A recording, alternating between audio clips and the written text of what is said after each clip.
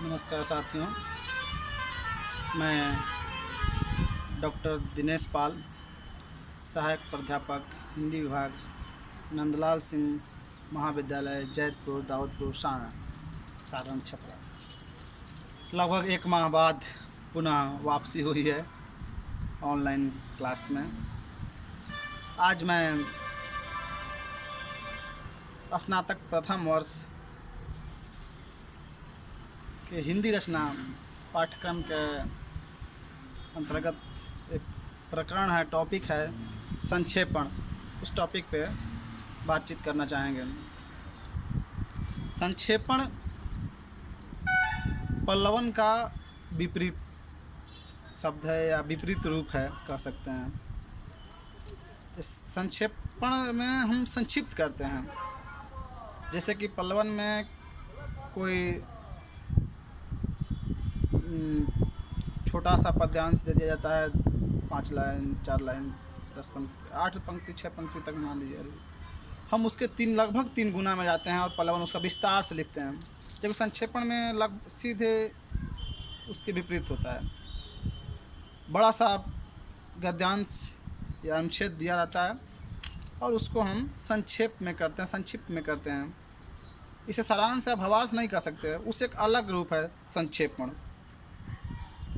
संक्षेपण करते समय हमें ध्यान देना होता है कि जो बातें लिखी गई हैं वह पूरी तरह से बात इसमें हो, कोई भी संदर्भ या कोई भी उसका जो तथ्य है वह छूटे ना, लेकिन उसको शॉर्ट संक्षिप्त भी करना होता है। यानी उसके जो बढ़ा चढ़ा कर लिखा गया होता है या जो अनुपयुक्त या जिसकी आवश्यकता ना हो या उस जिस शब्द या वाक्य के बिना काम चल सके, उसे हम हटा देते हैं। कई बार होता है जैसे किसी को छोटी बात कहनी होती है, लेकिन उसी बात को इतना लंबा चौड़ा घुमा कहते हैं और कोई सीधे सीधे कह देता है। तो वही है, अगर संक्षेपण की परिभाषा अगर हम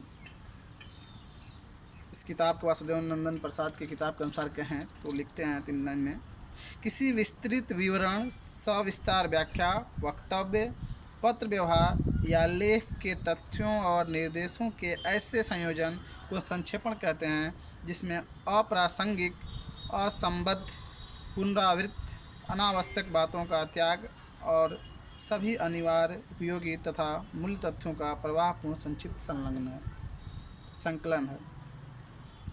यानी किसी बात के बार बार पुनरावृत्ति हो या उसे बढ़ा चढ़ा कर अतिशयोक्ति अलंकार में उसे कहा गया हो या उसमें क्या उसे बोले हैं, अपनी वाक्पटुता या भाषिक पकड़ दिखाने के लहजे से भी कई बार लेखक उससे थोड़ा लंबा कर देता है। तो उससे उन सारे उपसर्ग या अलंकार या बढ़ा चढ़ा की जो बातें की गई हैं उसे काट कर हम संक्षिप्त रूप उसका करते हैं, वही संक्षेपण है। संक्षेपण के जो मूल गुण हैं उसमें होना चाहिए पूर्णता। यानी हम जब उसका किसी पद्यांश, किसी गद्यांश या किसी अनुच्छेद का संक्षेपण करें तो हमें इस बात का ध्यान रखना चाहिए वह अपने आप में पूर्णतः होना चाहिए।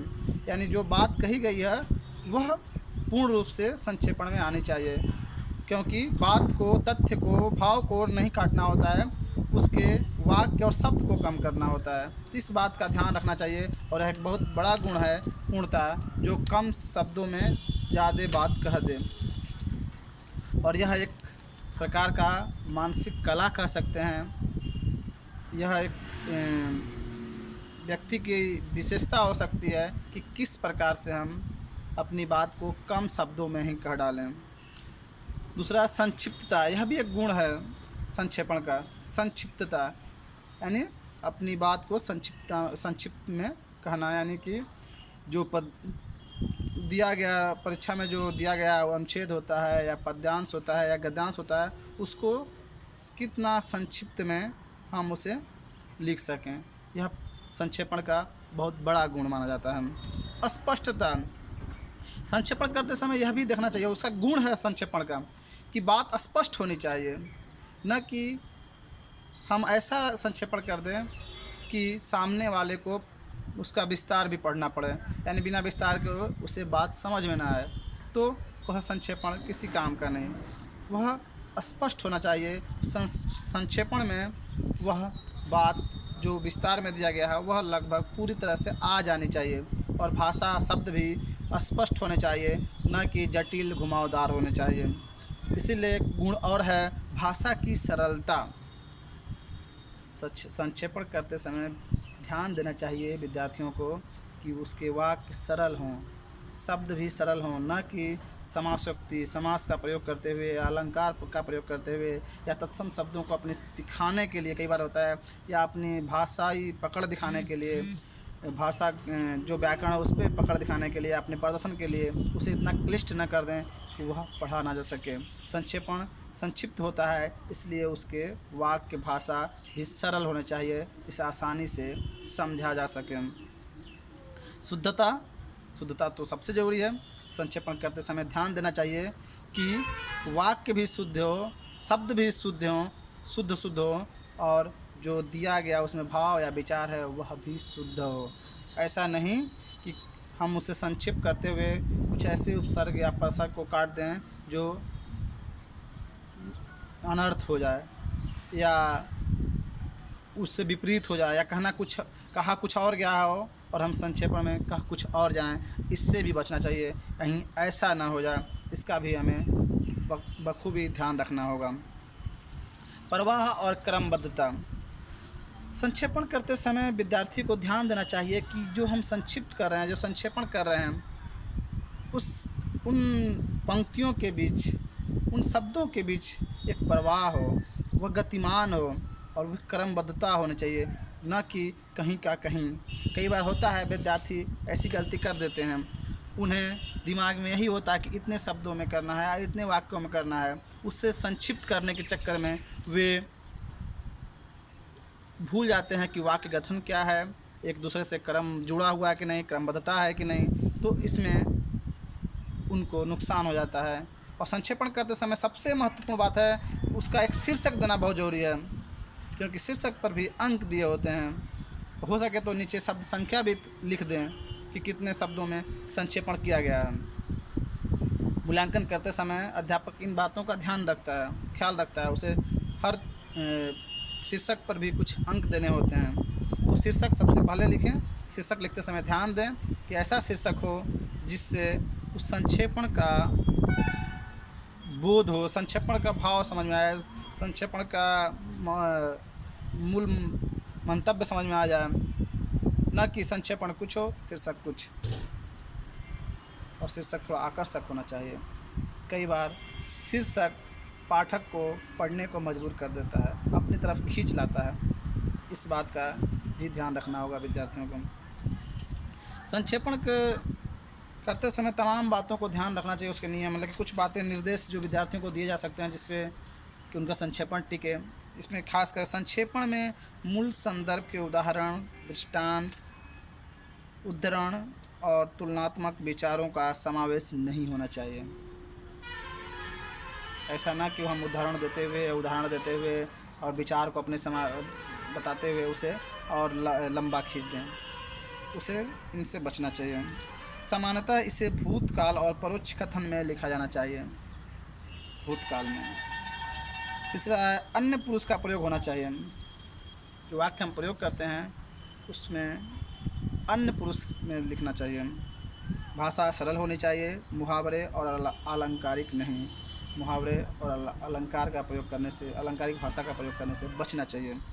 मूल तथ्य से असंबद्ध और अनावश्यक बातों को छांटकर निकाल देना चाहिए।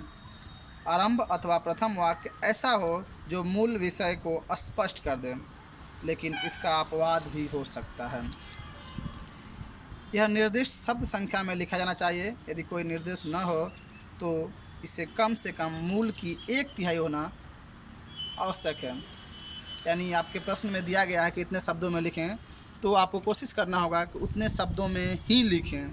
यदि शब्द संख्या नहीं दिया गया है तो आपको कोशिश करनी है कि उसे 1/3 में, यानी 30 पंक्ति का अगर कोई पैराग्राफ है या अनुच्छेद है या गद्यांश पद्यांश है, गद्यांश ही पद्यांश तो ज़्यादातर नहीं आता है, तो हमें कोशिश करनी है 10 वाक्य में हो, 10 पंक्ति में हो, यानी 1/3 में हो।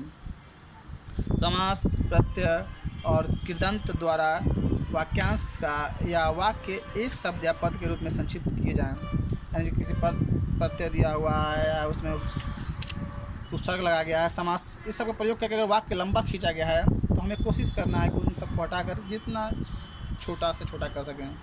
और संक्षेपण करते समय विद्यार्थी को अपने विचार उसमें नहीं डालने चाहिए या दिए हुए विचार का खंडन नहीं करना चाहिए। जिस रूप में लिखा गया है उसी का संक्षिप्त कर देना है, न कि उसमें अपना विचार डालना है। इन बातों को ध्यान में रखकर ही विद्यार्थी को संक्षेपण करना चाहिए, तभी वह सार्थक संक्षेपण माना जा सकता है। धन्यवाद।